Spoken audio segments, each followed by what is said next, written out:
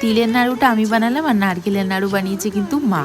আর এইবার কিন্তু লুচি সুজিটা মা করে নেবে, আর তার সাথে সাথে কিন্তু আমি এদিকে ভোগের থালাটা গুছিয়ে নেব। ভোগের থালাটা গোছাতে গোছাতেই কিন্তু আমি এইখানটাতে আলাদা একটা থালাতে পায়েস দিয়েছি, আর তার সাথে কিন্তু একটা পদ্ম ফুল দিয়েছি। এটা কিন্তু প্রত্যেকবারই দেওয়া হয়, তাই এবার কিন্তু আমি সুন্দর করে এটাকে সাজিয়ে নিলাম। আর আজকে পরেছিলাম কিন্তু এই শাড়িটা কিনেছিলাম আমি আদি ঢাকেশ্বরী থেকে। মোটামুটি সব গোছানো কমপ্লিট হয়ে গেছে, শুধু বাকি ছিল মা লক্ষ্মীকে পান দেওয়া।